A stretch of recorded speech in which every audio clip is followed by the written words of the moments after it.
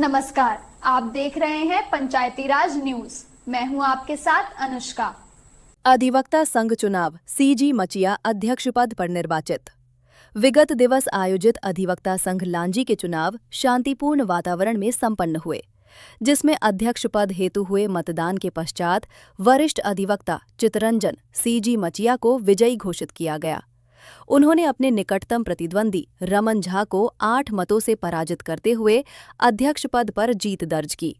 इसी क्रम में सचिव पद पर श्रीमती प्रभा श्रीवास्तव तथा सह सचिव पद के लिए लोकेश बिहोने को निर्वाचित घोषित किया गया। संपूर्ण चुनावी प्रक्रिया संवैधानिक नियमों के अनुरूप संपन्न कराई गई, जहां चुनाव के दौरान शांति एवं भाईचारे का वातावरण देखने को मिला। चुनाव परिणाम घोषित होने के पश्चात सभी प्रत्याशियों एवं अधिवक्ताओं ने एक दूसरे को बधाई देते हुए उज्जवल भविष्य की कामना की।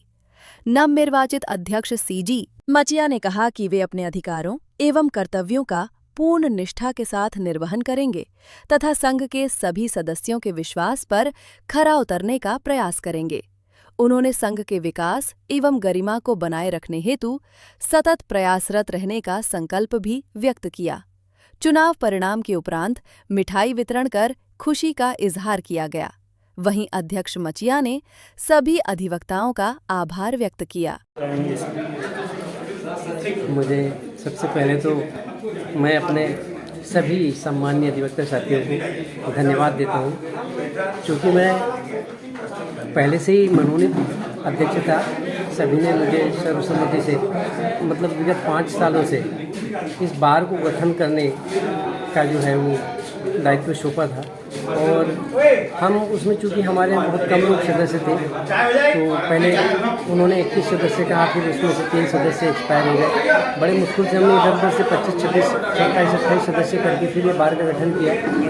मेरी इच्छा अध्यक्ष पद के लिए तो नहीं थी बाद में, क्योंकि मेरी सोच ऐसी थी कि अब कोई नया है, लेकिन क्या हुआ कि सभी का कहना था कि चूँकि आपने इस बार का गठन किया हो तो क्यों ना आप पहली बार निर्वाचित होकर के आए हो और इस बार को और अधिवक्ता के कल्याण के लिए प्रयास करें, क्योंकि हमारे पास में फंड नहीं है, क्योंकि हमारी शुरुआत जो है वो 0 से हुई है। अभी हमको मतलब अपने अधिवक्ता साथियों के कल्याण के लिए बहुत कुछ करना है। न हमारे पास किताब है, न हमारे पास में मूलभूत सुविधाएं हैं। तो ऐसी स्थिति में चूँकि मेरे साथ जो लड़े वो रमन भाई, वो भी मेरे से जूनियर ही थे, बबीता वो भी जूनियर ही थे। अब इस सीनियर जूनियरिटी के इस दौर में अगर सभी अधिवक्ता साथियों ने मुझ सीनियर को अपना बहुमूल्य मत दे करके फिर से इस बार को सुदृढ़ करने का जो भार सौंपा है, उसके लिए मैं उन सभी को साधुवाद देता हूँ, धन्यवाद देता हूँ और तहे दिल से उनका स्वागत करता हूँ कि उन्होंने मुझे इस योग्य समझा। क्योंकि मैं पहले मनोनीत ही था, मुझे जब भी कोई अध्यक्ष कहते थे मनोनीत ही शब्द थे, लेकिन चूँकि उन्होंने इस बार जो मेरे ऊपर जो विश्वास जताया है, मैं उसमें खरा उतरने की 100% कोशिश करूँगा और न किसी से राग करूँगा, न किसी से द्वेष करूँगा, क्योंकि हमेशा अधिवक्ताओं के कल्याण के हित में ही काम करूँगा। वकील साहब, दूसरा प्रश्न, आपके संगठन का भी नया निर्माण हुआ है, तो इसकी आपके सामने चुनौती है, इस चुनौती को आप कैसे स्वीकार करेंगे?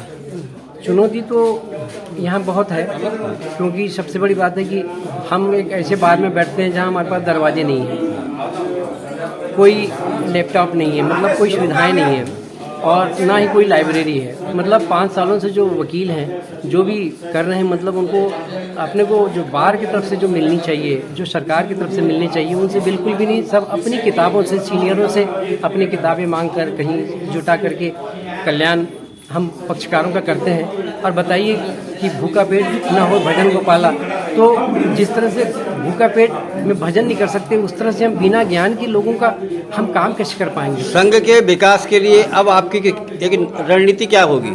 संघ के विकास के लिए अब हम बाहर निकलेंगे।